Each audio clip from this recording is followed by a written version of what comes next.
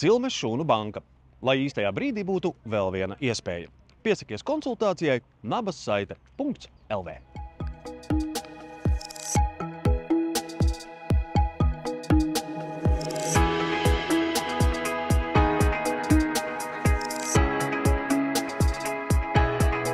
Šodien mēs runāsim par cilmes šūnām, par jaundzimušā cilmes šūnām.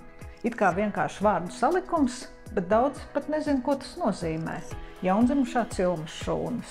Tas ir bioloģisks materiāls, mēs to varam paņemt vienu reizi mūžā tikai, tad, kad mazulīts nāk pasaulē. Jo, kur nonāk cilmes šūnas pēc mazuļa piedzimšanas, mēs viņus varam saglabāt, mēs viņus varam izmest medicīniskajos atkritumos.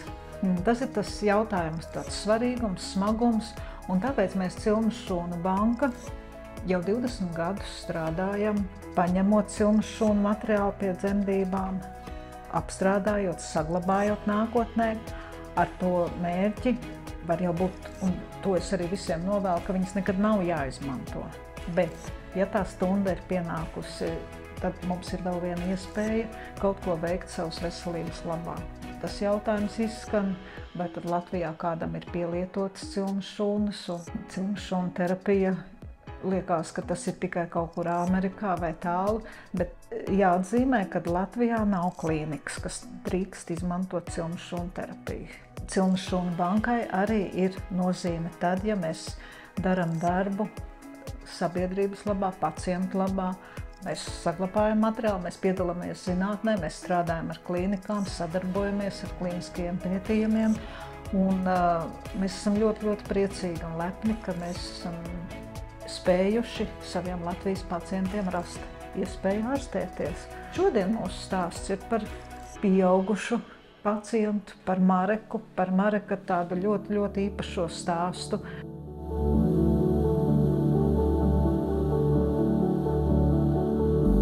Mans stāsts, teiksim tā, sākās 2015. gadā jūlijā, kad mums bija darba sporta spēles, un man bija neveiksmīgs lēciens dīķī. Kā rezultātā man bija iestājusies jau nāve, man bija 3 kliniskās nāves. Es jau biju tā kā noslīcis, mani ieraudzīja un izvilka ārā, atelpināja, atdzīvināja. Biju ilgu laiku pavadīju reanimācijā, nogulēju, kamēr es varēju tikt uz intensīvo nodaļu.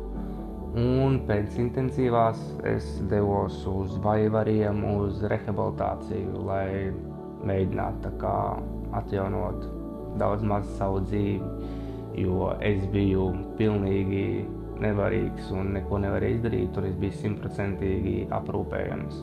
Tagad es esmu iemācījies kaut ko jau pats savā dzīvē sasniegt un izdarīt bez cilvēku palīdzības. Man palīdzēja ģimene, man bija ļoti arī atbalstoša ģimene, tuvinieki, draugi, man visi bija apkārt un palīdzēja katrs kā var. Es ar savu sievu iepazinos 1,5 gadu, 2 gadus pēc neveiksmīgā lēciena ūdenī.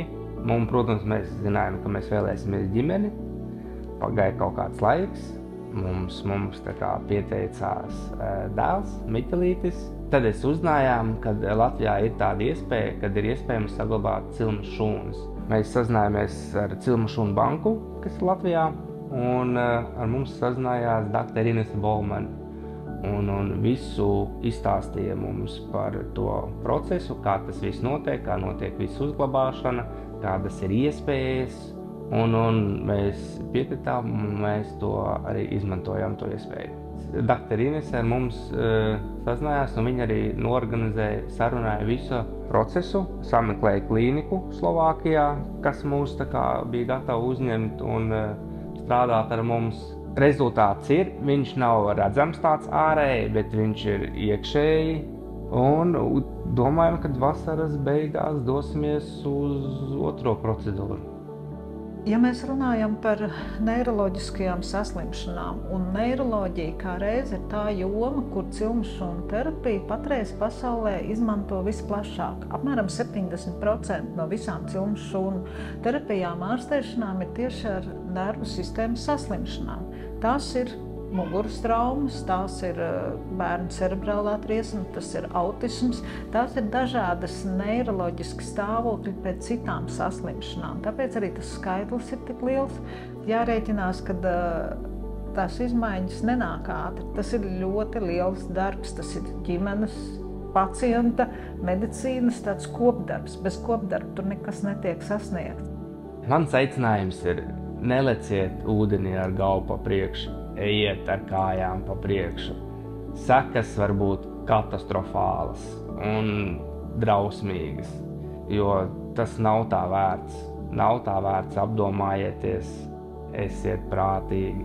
Vienalga zinām ūdens tilpne vai nezinām, nelieciet ar galvu pa priekšu. Bet teikšu tā, nezinu, man ir paveicies, varbūt nepaveicies, nezinu, kā lai to nosauc. Es tagad esmu ļoti laimīgs.